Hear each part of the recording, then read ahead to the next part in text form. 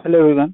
तो फ्रेंड्स आज हम बात करेंगे कि अगर आप कहीं से अप्रेंटिसशिप कर रहे हैं या करने के लिए सोच रहे हैं तो आपको किन बातों का ध्यान रखना है, क्योंकि हमारे चैनल पर काफ़ी सारे ऐसे कैंडिडेट जुड़े हुए हैं जो ऑलरेडी कहीं ना कहीं अप्रेंटिसशिप कर रहे हैं या वो करने के लिए सोच रहे हैं। वैसे और भी जो कैंडिडेट है वो लगातार हमें मैसेज करते रहते हैं कि सर मैं अप्रेंटिसशिप कर रहा हूँ, आगे चल के क्या स्कोप है और मुझे करना चाहिए कि नहीं करना चाहिए, और अगर मैं कर रहा हूँ तो किन बातों का ध्यान रखना चाहिए, पढ़ाई वगैरह आपको कैसे किस तरह से करना है। तो सभी चीज़ों के बारे में हम डिटेल में इसमें आपको बात करने वाला हूँ, तो वीडियो को अंत तक आप जरूर देखिएगा। काफ़ी इंपॉर्टेंट और आपको इन्फॉर्मेटिव वीडियो ये रहने वाला है। तो और मैं जो भी बताऊंगा मैं इसमें अपने एक्सपीरियंस के आधार पर मैं आपको बताने वाला हूँ। तो आइए वीडियो को शुरू करते हैं बिना समय गवाए। उसके पहले अगर आप चैनल पर नए हैं और अगर आप किसी भी टेक्निकल फील्ड के एग्जाम के लिए तैयारी कर रहे हैं या नॉन टेक फील्ड का भी तैयारी कर रहे हैं तो ये चैनल आपके लिए काफ़ी यूजफुल है। चैनल को सब्सक्राइब करके बेल आइकन आप जरूर प्रेस कर लीजिएगा, जो भी ऑथेंटिक अपडेट होता है आपको इस चैनल पर जरूर मिलता है। तो आइए वीडियो को शुरू करते हैं। तो सबसे पहले जान लीजिए कि जो भी कैंडिडेट अगर अप्रेंटिसशिप कर रहे हैं तो उनके लिए एक पोर्टल बनाया गया है, nets national apprenticeship training scheme, जहाँ से जो भी ग्रेजुएट इंजीनियरिंग छात्र होते हैं और जो डिप्लोमा इंजीनियरिंग होते हैं उनके लिए नेट्स के थ्रू अप्रेंटिसशिप करते हैं। बाकी चीज़ें क्या नेट्स है, कैसे आपको इनरोलमेंट करना है, कहाँ से अप्रेंटिसशिप आपको मिलती है, उस पर मैंने ऑलरेडी वीडियो बना चुका हूँ। अगर आपको उस देखना है तो नीचे डिस्क्रिप्शन बॉक्स और ऊपर आई बटन आप चेकआउट कर लीजिएगा। डिटेल में वीडियो मैंने बताया है, काफ़ी अच्छा वीडियो है, उससे आप जरूर देख लीजिएगा। लेकिन पहले आप ये वीडियो देख लीजिए, उसके बाद उस वीडियो को देखिएगा।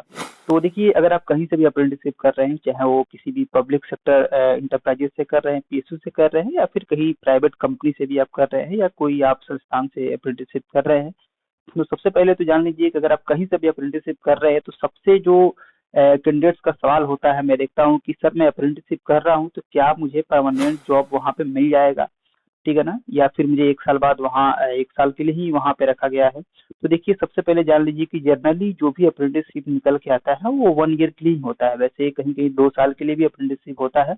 वो तो आपको कॉन्ट्रैक्ट जो लेटर होता है या जो नेट्स वगैरह भी होता है, जहाँ से आप अप्रेंटिसशिप पर आप जब रजिस्ट्रेशन करते हैं तो एक आपका कॉन्ट्रैक्ट आईडी क्रिएट हो जाता है। वो आप लॉगिन करके देख भी सकते हैं कि आपको वहाँ पे 1 साल के लिए रखा गया है या फिर 2 साल के लिए रखा गया है। तो वो जो चीज़ें आपको वहाँ पे पता चल जाएगी, वो तो एचआर भी आपको बताते हैं। तो देखिए, जनरली 1 साल के लिए होता है आपका अप्रेंटिसशिप।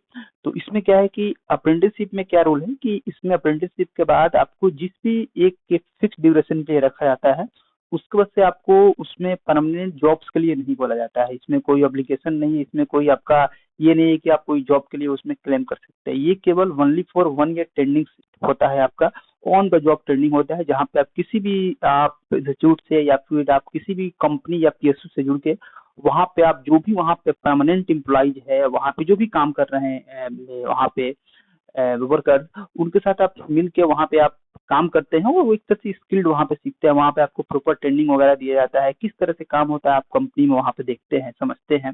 जो भी आपका यहाँ पे आपका डिपार्टमेंट से आपको अलॉट होता है, तो जनरली आपको 1 साल के लिए वहाँ पे रखा जाता है। उसके बाद से कोई उसमें जॉब्स के लिए आपको नहीं बोला जाता है कि उसमें रख लिया जाएगा। लेकिन हाँ, अप्रेंटिसशिप किन कैंडिडेट्स को करनी चाहिए, दूसरा जो सवाल आता है, तो देखिए, अगर आप कहीं कुछ नहीं कर रहे हैं, अगर आप बिल्कुल खाली बैठे हैं, या फिर अगर आप न्यू फ्रेशर कैंडिडेट है, आपके पास कोई एक्सपीरियंस नहीं है, ठीक है ना, और आपको आपको जगह बनाना है कि मुझे कुछ स्किल सीख लूँ या फिर कुछ मैं जान जाऊँ कि कैसे इंडस्ट्री वगैरह में काम होता है, तब आपके लिए अप्रेंटिसशिप एक जो है जॉब पाने का एक गेटवे हो सकता है। जहाँ से आप अगर अप्रेंटिसशिप करते हैं तो आप, चूंकि होता क्या है अप्रेंटिसशिप में, आप जब भी किसी स्टैब्लिशमेंट से या आप किसी भी कंपनी से आप जुड़ते हैं तो वहाँ पे एक आपको अलग एनवायरनमेंट मिलता है।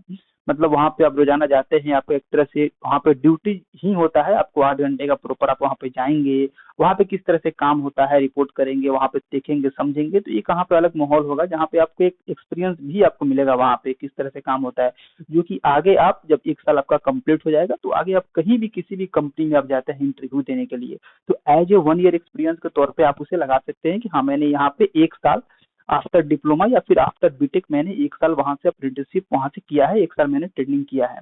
तो आपका एक जो वहाँ पे जो फ्रेशर कैंडिडेट जो वहाँ पे आए होंगे, तो उसके मुकाबले आपका बनेगा एक अलग, आप रहेंगे कि हाँ ये लड़का जो है 1 ईयर एक्सपीरियंस है, या फिर 1 ईयर एक ये रही बात। और दूसरी जो बात, तीसरी जो एक बात होता है कि क्योंकि काफी सारे कैंडिडेट जब भी अप्रेंटिसशिप करते हैं तो ये तो परमानेंट कोई जॉब है नहीं आपका, ये तो केवल 1 ईयर के लिए आपको वहाँ पे रखा जाता है। तो जब भी आप वहाँ पे ज्वाइन करते हैं तो देखिए, आपके पास जो है गवर्नमेंट फॉर्म भी बीच बीच में निकल के आते रहते हैं, उसे भी कैंडिडेट भरते हैं, जो कि जाहिर सी बात है आप भरते ही होंगे। तो आपको ड्यूरिंग अप्रेंटिसशिप के दौरान आपको अपनी पढ़ाई को ब्रेक नहीं करना है, इस बात का बिल्कुल ध्यान रखना है।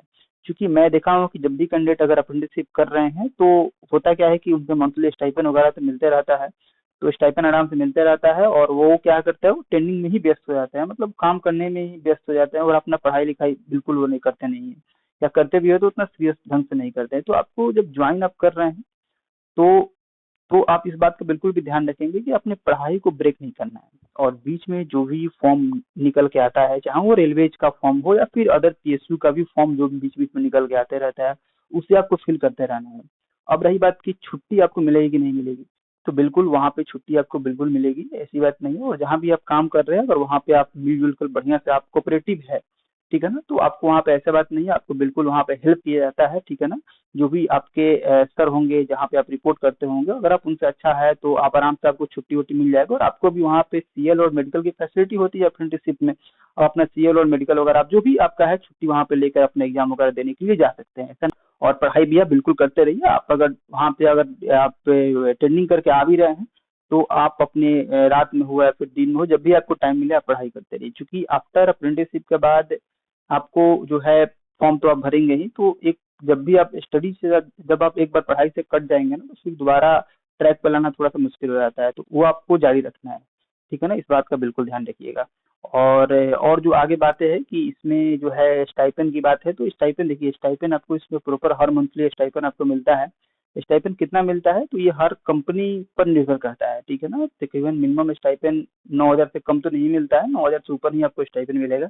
और जो डिप्लोमा और बीटेक में तकरीबन आपको यहाँ पे ज़्यादा का फ़र्क नहीं होता है, 2,000 या 3,000 के आसपास का फ़र्क हो। जैसे मैं अगर बात करूँ एयरपोर्ट अथॉरिटी के स्टाइपेंड के बारे में बात करूँ, एएआई का आपने नाम सुना होगा, ये जो नॉर्दर्न और ईस्टर्न रीजन करके ये निकालता है अलग अलग रीजन में, जो कि भारत में जितने भी एयरपोर्ट्स वहाँ पे आपको ये ट्रेनिंग करवाया जाता है। तो इसमें क्या है कि डिप्लोमा वालों को 12,000 स्टाइपेंड मिलता है, और जो हमारे बीटेक वाले भाई हैं उनको यहाँ पे 15,000 स्टाइपेंड मिलता है। तो डिप्लोमा और बीटेक वालों को में 3,000 का आपको फ़र्क है।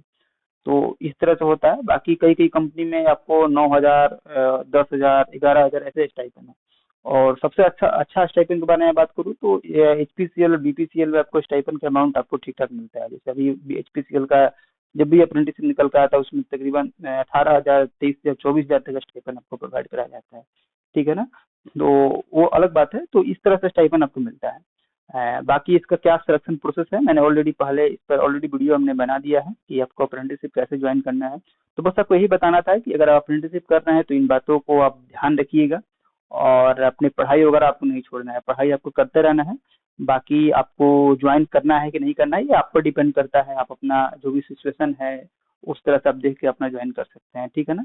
और कोई डाउट्स हो इसके रिगार्डिंग तो हमें कमेंट करके आप जरूर बताइएगा, आपको ये वीडियो कैसा लगा एक बार कमेंट करके जरूर बताइएगा, और आपका क्या क्वालिफिकेशन है, आपने बीटेक किया हुआ है या फिर आपने डिप्लोमा किया है या आपने आईटीआई किया है, एक बार कमेंट में जाके जरूर बताइएगा। और चैनल पर जो कैंडिडेट आज नए हैं तो चैनल को सब्सक्राइब कर लीजिएगा, आगे चल के चैनल आपके लिए काफी हेल्पफुल होने वाला है, जो भी जानकारी मिलेगी बिल्कुल ऑथेंटिक और अपने एक्सपीरियंस के आधार पर इसमें आपको जानकारी दिया जाएगा। तो मिलते हैं फिर अगली वीडियो में एक नई बेहतरीन जानकारी के साथ। और जो भी कैंडिडेट इस चैनल पर नया है तो मैंने इसके पहले भी काफी सारे जॉब्स के रिगार्डिंग वीडियो डाले हुए हैं, पर जाकर उससे आप जरूर देखिएगा, अगर एलिजिबल होंगे तो आप उससे जरूर अप्लाई कीजिएगा। तो यहाँ तक आपने देखा इसके लिए आपको धन्यवाद, थैंक्स।